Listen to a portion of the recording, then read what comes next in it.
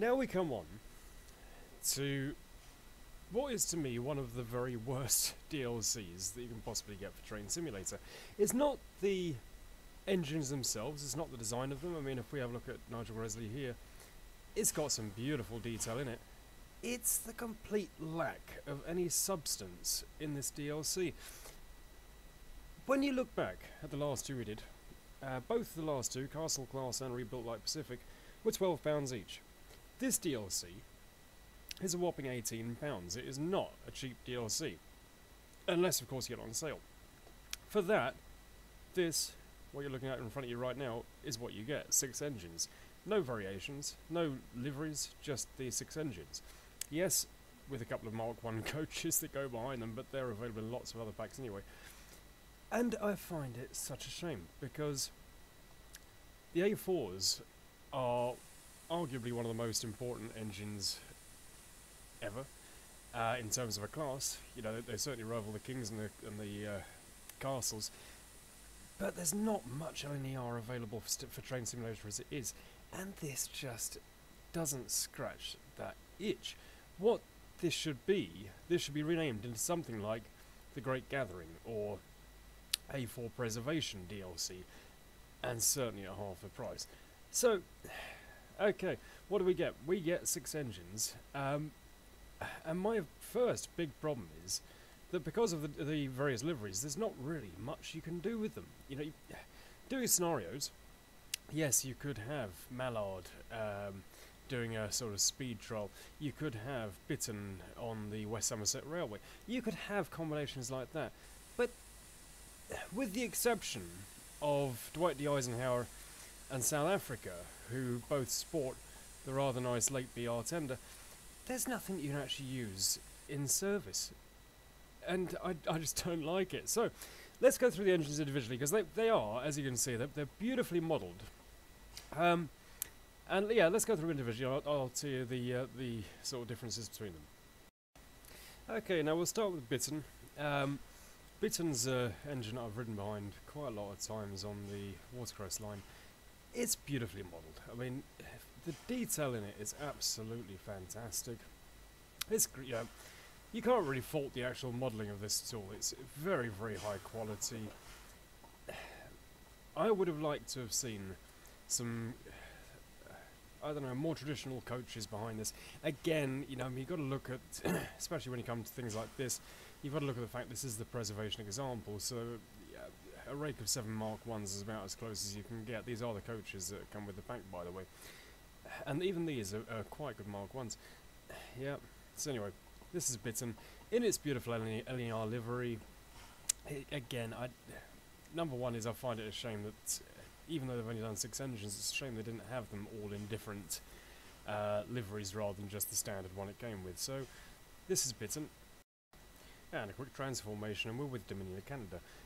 This I quite like. I like all 6 of them in their own individual way. It's been beautifully modelled, right down to the cowbell right at the front here. That's absolutely lovely.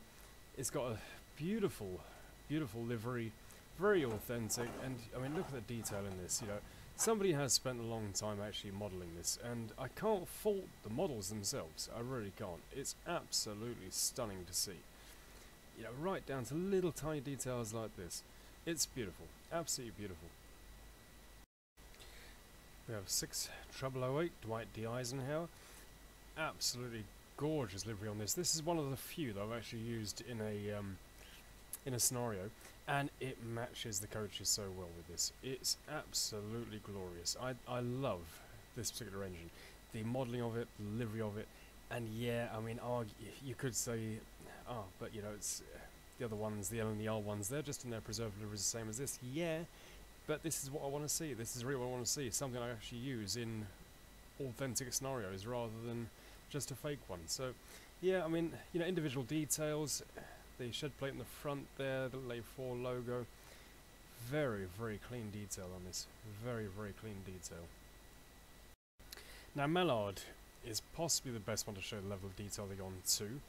I love this at the front of this Class A4, so crisp. complete with this. If I zoom right on it as close as I can, you can even see it, you know, you can read it perfectly. You know, on the 3rd of July 1938, this locomotive attained a world speed record for steam traction of 128 miles an hour. It is absolutely glorious. They've done so well with the modelling of these. They really have. Little whistle on top there. Let me bring up the controls up just out of pure interest here. I'm just wondering. Yeah, I can't do that. But yeah, absolutely gorgeous. And here we have Sir Nigel Gresley, another exquisitely detailed engine. Absolutely lovely.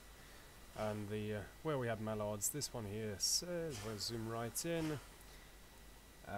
Post-war speed record holder, 112 miles per hour, gained 22nd of May 1959. It's so lovely that you can actually read all that. It's just so clean. And just little details like this here. The other ones had 1938, this had 1937. It's been really well thought out. Now this in its blue livery, yeah, it's possibly one of my favourite. Great engine. And last but by no means least, we have Union of South Africa.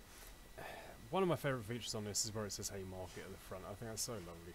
It has the corresponding shed plate there. It's got the lovely springbok on the side, which it attained during preservation. It's as close as you could get to being absolutely pristine, certainly in terms of recreation. And, you know, being brutally honest, in terms of a DLC, the trains themselves, it's very, very hard to fault the trains. They are absolutely beautifully created. They're absolutely wonderful, wonderful liveries on them. But there it ends. And this is where my problem is it would have been, seeing as it's called the A4 class pack, it should have been at least half the class represented. It wasn't a huge class of engines to begin with. And it would have been lovely to see things like Silver Link, Golden Fleece, ones like that as good examples. And I just think that it's really let it down, that they've only done the preserved examples. Maybe for you, you know, maybe for you it's a good thing. It depends on your intentions for them. But I can't technically use this in a let's say early 60s scenario, simply because it's got that on the side with these here. I personally think that to come close to justifying the £18 price tag, it should have been at least 15 or 20 of the class represented rather than just these 6. But yeah, I mean, it's like I say, I mean, it is a beautifully crafted engine. It really, they all are. It's brilliant. It's just the complete lack of anything you can do with them. Which brings me on to one other little fault which I've got with this. Every single one of the 6 have got these here, which is for holding headboards, you know, or lights, lamps, that kind of thing. Except there are no headboard or lamp options. And I don't like that. I don't like the fact that the included scenarios are all just speed trials for London to Brighton Run. There's nothing else, you know, I mean, I've made a scenario with the A4s for the East Coast Main Line, which to me is their natural home. But other than that, I'm just a bit stuck on what to actually do with them, because, you know, I just don't know. I mean, I could potentially do Mallard on a special charter down to the south coast or something like that. But that is the main issue here. So let me just bring up one more quick shot just while we finish this as a summary.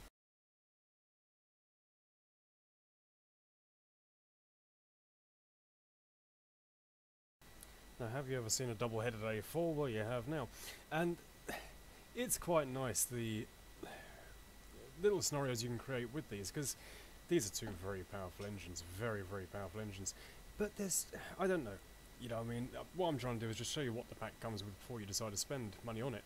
£18, I'll be honest, is double what I think this pack's worth. I think they have done a beautiful job on the engines. I think they've done it absolutely brilliantly.